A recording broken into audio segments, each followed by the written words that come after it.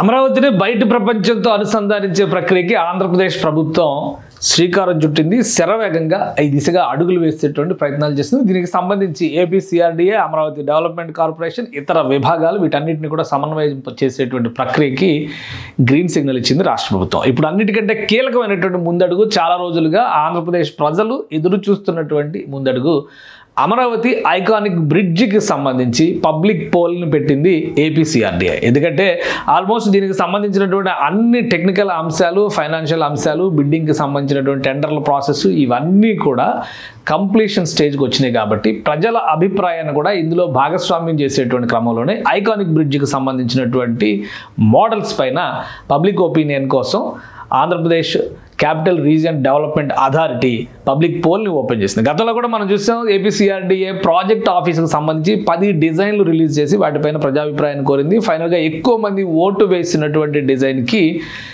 ఆమోద ముద్ర తెలిపింది. ఆ డిజైన్లోనే ఇప్పుడు ప్రాజెక్ట్ ఆఫీస్ కంప్లీషన్ స్టేజ్లో ఉంది. ఇక 2 విషయాలు, నేషనల్ హైవే NH-16కి కనెక్ట్ చేసే విధంగా అమరావతిలో నుంచి వెళ్ళేటువంటి విజయవాడ వెస్ట్ బైపాస్కి సంబంధించినటువంటి రహదారి విస్తరణ ప్రక్రియ శరవేగంగా సాగుతుంది. అటు హైదరాబాద్ హైవే అంటే NH-65కి కనెక్ట్ అయ్యే విధంగా ఐకానిక్ బ్రిడ్జికి సంబంధించినటువంటి అంశాలని ఫైనలైజ్ చేస్తోంది ఏపీ సర్కార్. సో ఈ క్రమంలోనే ఒక పోలింగ్ పెట్టింది, పబ్లిక్ పోల్ పెట్టింది. ఇది ఏపీ సిఆర్డీఏకి సంబంధించినటువంటి అఫీషియల్ వెబ్సైట్. ఇందులో Amaravati iconic bridge, Andhra Pradesh government proposes to connect Amaravati to Hyderabad highway corridor. ఇది చాలా ఇంపార్టెంట్, ఎందుకంటే హైదరాబాద్ నుంచి మచిలీపట్నం వరకు వెళ్ళేటువంటి ఒక మహా రహదారి. అది 6 వరుసల రహదారిగా ప్రస్తుతం విస్తరించేటువంటి ప్రక్రియ జరుగుతోంది. దానికి కనెక్ట్ చేయడం వలన ఇటు నార్త్ సైడ్ ఉన్నటువంటి అమరావతి నేషనల్ హైవే 65 కనెక్ట్ అవుతుంది. అటువైపు సౌత్ సైడ్ నుంచి చూస్తే కనుక NH-16 అంటే వైజాగ్ చెన్నై లేదా కలకత్తా చెన్నై హైవే కూడా అమరావతి కనెక్ట్ అయ్యేటువంటి అవకాశం ఏర్పడింది. సో ఇప్పుడు ఈ ఐకానిక్ బ్రిడ్జికి సంబంధించి తెలుగు, ఇంగ్లీష్ 2 భాషల్లో కూడా పోల్ పెట్టారు. మీరు మీకు నచ్చిన భాష ఎంచుకోవచ్చు. ఇక్కడ పేరు, ఫోన్ నెంబర్ ఇవ్వాలి.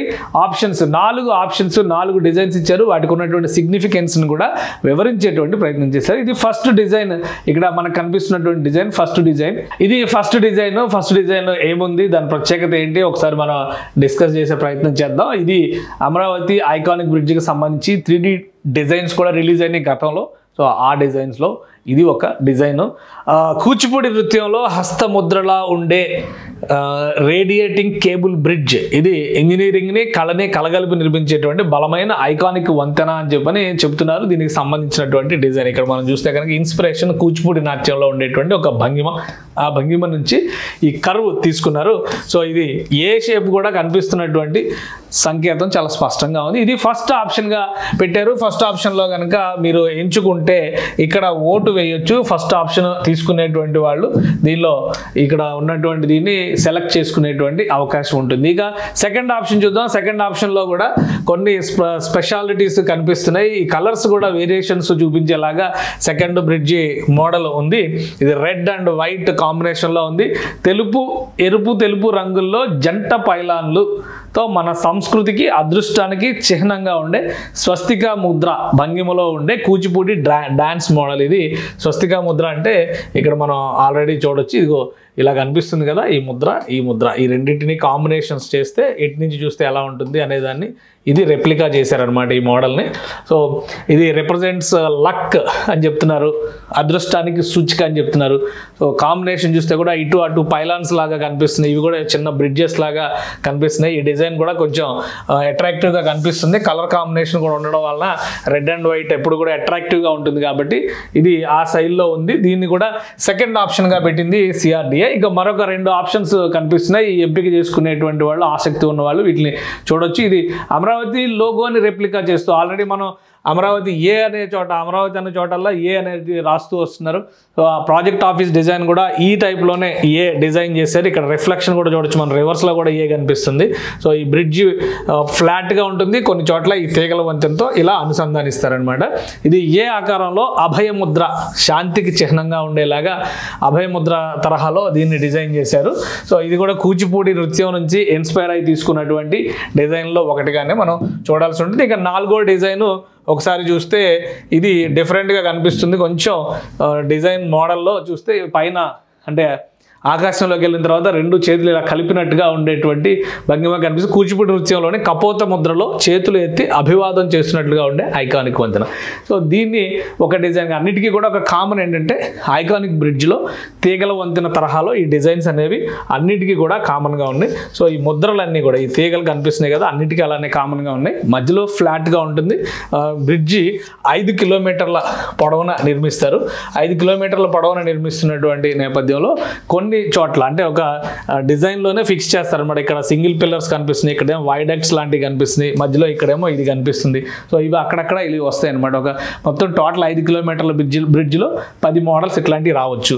సో దీన్ని దృష్టిలో పెట్టుకొని ఈ 4 డిజైన్స్ని కూడా రూపొందించారు. మీరు ఓటు వేయాలనుకుంటే కనుక ఈ 4 డిజైన్స్లో ఒకదాన్ని ఎంచుకోవచ్చు. టైం ఇంకా ఫిక్స్ చేయలేదు, క్లోజింగ్ టైం ఇంకా ఫిక్స్ చేయలేదు కాబట్టి ఇది చేయాలనుకుంటే కనుక డైరెక్ట్గా ఇక్కడ ఒక ట్రయల్ వేద్దాం మనం కూడా. ఎందుకంటే అమరావతికి సపోర్ట్గా మనం కూడా ఒక ట్రయల్ వేద్దాము. సో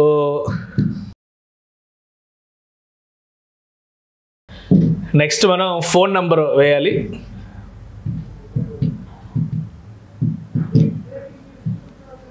సో ఇందులో ఏ డిజైన్ మీకు నచ్చింది అనేది కూడా మీరు ఓటు వేయచ్చు. ఇది సబ్మిట్ చేస్తే ఓటింగ్లో పాల్గొన్నందుకు మీకు ధన్యవాదాలు ఇది ఒక మెసేజ్ వస్తుంది. సో మనం ఓటింగ్ కంప్లీట్ చేశాం కాబట్టి ఇక నెక్స్ట్ ఓటు ఎవరైనా వేయాలనుకుంటే వేయచ్చు. బట్ ఫోన్ నెంబరు, పేరు, ఈ డీటెయిల్స్ అయితే కనుక కంపల్సరీగా ఇవ్వాలి. ఎవరైనా పార్టిసిపేట్ చేయొచ్చు. తెలుగు రాష్ట్రాలకి సంబంధించిన వాళ్ళు పార్టిసిపేట్ చేయొచ్చు, విదేశాల్లో ఉన్నటువంటి తెలుగు వాళ్ళు పార్టిసిపేట్ చేయొచ్చు, వేరే భాష వాళ్ళు కూడా అమరావతి పైన ఆసక్తి చూపిస్తున్న వాళ్ళు ఇందులో పార్టిసిపేట్ చేయొచ్చు. మొత్తంగా అభిప్రాయాలన్నీ కూడా సేకరించిన తర్వాత ఒక ఫైనల్ రిపోర్టు ప్రభుత్వం రిలీజ్ చేస్తుంది, సిఆర్డీఏ రిలీజ్ చేస్తుంది.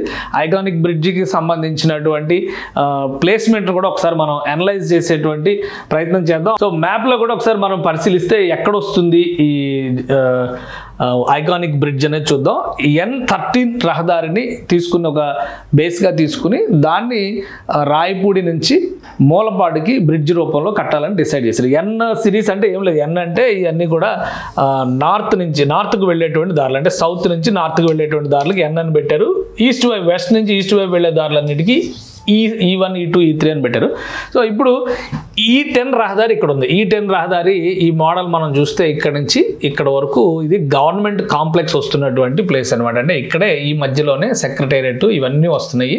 సో ఈ ప్లేస్ ఇది డెడ్ ఎండ్ ఈ రహదారికి. దీన్ని ఇక్కడ బ్రిడ్జ్ రూపంలో ఎక్స్టెండ్ చేస్తారు. ఇది బ్రిడ్జ్ అవుతుంది, ఐకానిక్ బ్రిడ్జ్ అవుతుంది అనమాట. ఇది ఈ ప్లేస్ని రాయపూడి అని చెప్పని అంటాం మనం. రాయపూడి ఇటువైపు అమరావతి వైపు రాయపూడి ఉంటుంది, అటువైపు అంటే విజయవాడ వైపు వచ్చేసరికి ఇక్కడ మూలపాడు ఉంటుంది అనమాట.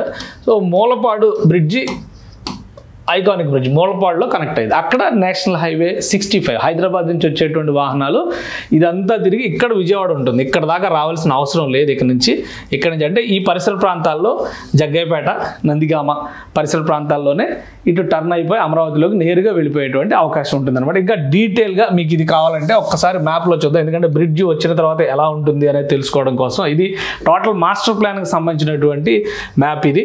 సో ఇందులో ఒకసారి చూస్తే కనుక N10 వచ్చేటువంటి రహదారి వచ్చేటువంటి మార్గం, ఆ మార్గంలో ఇది N13 రహదారి అవుతుంది. ఈ N13 రహదారి ఇదంతా గవర్నమెంట్ కాంప్లెక్స్. ఈ రెడ్ బాక్సులు కనిపిస్తున్నాయి అన్నీ కూడా గవర్నమెంట్ కాంప్లెక్స్లకు సంబంధించిన అనమాట. ఇక్కడే సెక్రటేరియట్ అంటే హై టవర్స్ వస్తున్నాయి కదా, high rise towers, assembly, high court ఇవన్నీ వస్తున్నాయి. ఈ రెడ్ బాక్సులన్నీ కూడా ఆ బిల్డింగ్స్ అనమాట.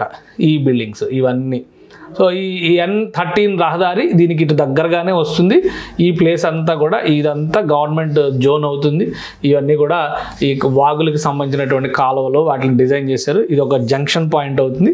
N13 అనేది ఒక కీలకమైనటువంటి రహదారి అవుతుంది అనమాట.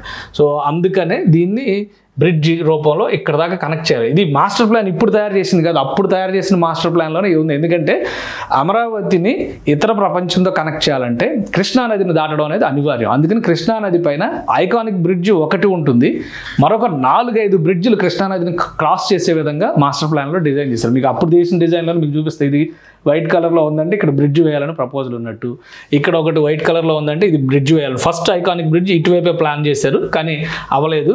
ఇప్పుడు పవిత్ర పవిత్ర సంగమం దగ్గర నుంచి అక్కడ వేరే బ్రిడ్జ్ ఇంకోటి కట్టాలని కూడా భావిస్తున్నారనమాట. సో మొత్తం మీద ఇక్కడికి వస్తుంది కాబట్టి, ఈ ప్లేస్ దగ్గరకు వస్తుంది కాబట్టి, ఈ రాయపూడి దగ్గర ఉన్నటువంటి ప్లేసెస్ ఇక్కడ కొన్ని పట్టా ల్యాండ్స్ అవి కూడా ఉన్నాయి. వాటి భవిష్యత్తు ఏంటి, అక్కడ ఏమన్నా అభ్యంతరాలు ఉన్నాయా, బ్రిడ్జ్ నిర్మాణానికి ఏమైనా ఆటంకాలు ఉన్నాయా, అవి కూడా అన్ని అధ్యయనం చేశారు. త్వరలో అక్కడ ఉన్నటువంటి వాళ్ళందరినీ సురక్షిత ప్రాంతాలకు తరలించడం ద్వారా పనులు ప్రారంభించేటువంటి అవకాశం ఉంటుంది. మొత్తం మీద మీరు బ్రిడ్జికి సంబంధించినటువంటి ఒపీనియన్ పోల్లో పార్టిసిపేట్ చేయొచ్చు. బ్రిడ్జికి సంబంధించినటువంటి క్లారిటీ కూడా ఏపీసీఆర్డీఏ ఇచ్చేసింది అతి త్వరలో, అంటే 3 నుంచి 6 నెలల్లో. ఎందుకంటే ప్రొసీజరల్ ప్రాక్టీసెస్ ఉంటాయి కాబట్టి అవన్నీ కంప్లీట్ చేయడానికి 3 నుంచి 6 నెలల సమయం పడుతుంది. ఆ తర్వాత భూమి పూజ చేసి బ్రిడ్జ్ పనులు మొదలు పెడతారు. నాకున్న అంచనా ప్రకారం దాదాపు 3 సంవత్సరాలు టార్గెట్ ఇచ్చేటువంటి అవకాశం ఉంది. అంటే 2028 నాటికి ఐకానిక్ బ్రిడ్జిని అందుబాటులోకి తీసుకొచ్చేటువంటి ప్రయత్నాల్ని కూటమి ప్రభుత్వం చేస్తుంది.